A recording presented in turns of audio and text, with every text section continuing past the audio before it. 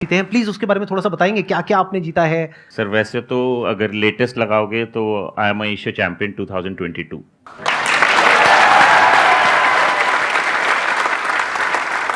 आई think हर एक खिलाड़ी का सपना होता है वो अपने देश को रिप्रेजेंट करे, ना कि रिप्रेजेंट करे उसके लिए एक मेडल लेके आ सके। दैट इज़ अ कंट्रीब्यूशन एक खिलाड़ी जो अपने तरीके से कर सकता है। 80 केजी में मेरा गोल्ड आया। एंड फिर क्या होता है कि जब आप हर वेट कैटेगरी के एक एथलीट होता है, जैसे स्टार्टिंग फ्रॉम 65, 70, 75, 80, 90, 100 प्लस, तो ऐसे 10 कैटेगरीज होती हैं। बट 10 कैटेगरीज में हर एक कैटेगरी के चैंपियन को भी वो फ्रंट में बुलाते हैं और उनमें से एक को बनाते हैं वो champion of champions. So I am a champion of champion sitting in front of you.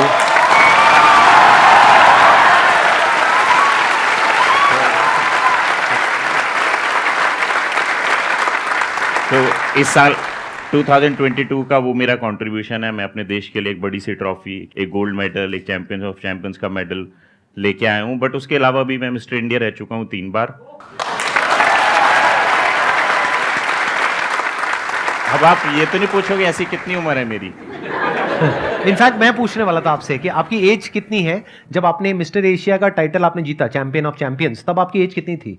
25 दिसंबर को मैं 40 साल का पूरा हो जाऊंगा। तो यानी अगर 3 महीने पुरानी मैं बात कर रहा हूं तो आई एम रनिंग 39।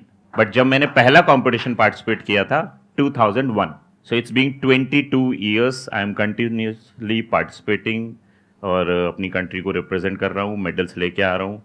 बट अभी इस एज में बहुत सारे खिलाड़ियों के सवाल खड़े हो जाते हैं आफ्टर 36, क्योंकि बॉडी बिल्डिंग एक ऐसा पेशा है जिससे आपको निरंतर लोहे से लड़ना पड़ता है।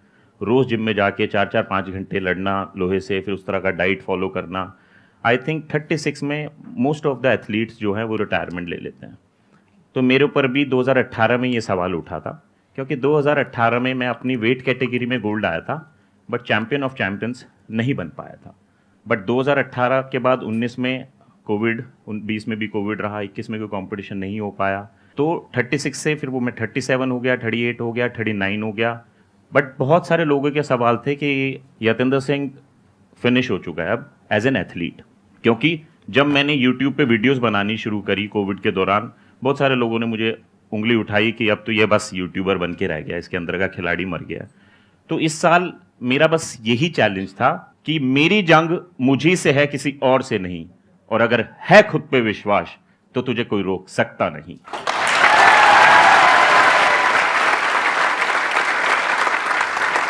ये सौभाग्य मिला ऊपर वाले का आशीर्वाद, बड़ों का साथ और संदीप सर की मोटिवेशन, ये सब इतना भारी भरकम बन गया था कि वो चैंपियंस ऑफ चैंपियंस में बन पाया।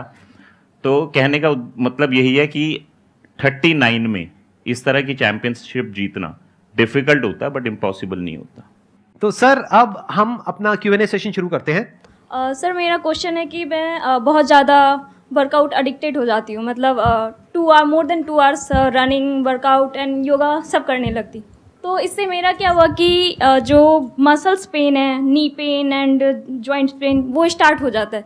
तो आप किस तरह ये डिसाइड करोगे कि आपको कहाँ तक आके रुकना है एंड डाइट क्या फॉलो करना है? तो सबसे पहले तो यू नीड टू अंडरस्टैंड, या जितने भी लोग यहाँ पे हैं या मुझे सुनेंगे, उनको लगता है कि एक्सरसाइज मतलब सब कुछ करने लग जाओ, 5 किलोमीटर भागो, वजन उठा लो, जिम में जाके बहुत सारा योगा करने लगे तो 1 घंटा योगा कर लो। So I think you need to understand first कि आपकी बॉडी को समझो। जैसे आप ब्रश करते हो, नहाते हो, उसी तरह एक्सरसाइज भी उस ब्रश और नहाने की तरह अपने रूटीन में बांध लो। Half an hour, 40 minutes more than enough है। बट यस, रिजल्ट 1 महीने में नहीं आएगा, 6 महीने, साल में जो रिजल्ट आएगा वो रिजल्ट आएगा जिससे आपको ये जॉइंट्स पेन या कोई हार्म नहीं होगा, इंजरी नहीं होगी। तो बेसिकली हम बहुत ज्यादा करने लग जाते हैं, दैट्स वाई ऐसी प्रॉब्लम्स होती हैं। Excess of everything is bad, limit में करो और प्रॉपर गाइडेंस के साथ करो। समझ में आता है कि आपको कहाँ पे रुकना है। मींस 2 आवर्स हो जाता है और पता ही नहीं लगता कि 2 घंटे हो चुके। अलार्म लगाइए, अलार्म नाम की एक चीज होती है।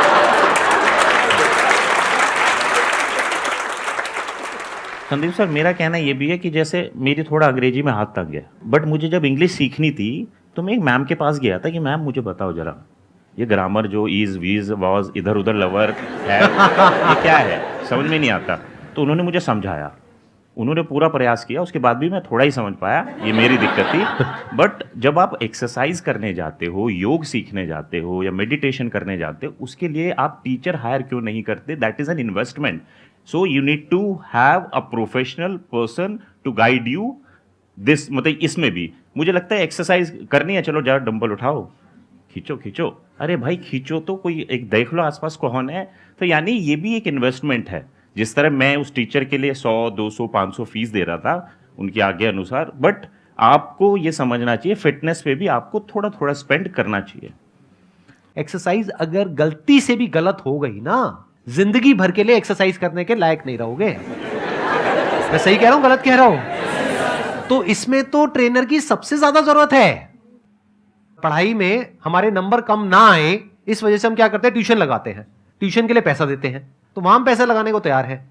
लेकिन एक्सरसाइज हम खुद करते हैं बिना किसी ट्यूशन के। किसी एक्सपर्ट से सीखो, किसी ऐसे इंसान से जिसको एक्चुअल में समझ हो कि कौन सी एक्सरसाइज कितनी करनी चाहिए, कितनी नहीं करनी चाहिए, और अभी आपका लेवल क्या है वो पहले डायग्नोज करे, फिर उसके अकॉर्डिंग आपको एक्सरसाइज करने के लिए कहे। तो अगर हम किसी एक्सपर्ट की हेल्प लेकर के कोई भी काम करें, सिर्फ एक्सरसाइज ही नहीं, कोई भी काम करें, तो वो ज्यादा सेफ है, ज्यादा सिक्योर है, और उसके अलावा उसमें गलतियां होने के चांसेस बहुत कम है। सर 1 ईयर पहले आई वॉज 50 kg और सिर्फ 1 ईयर में आई गेन्ड 8 kg।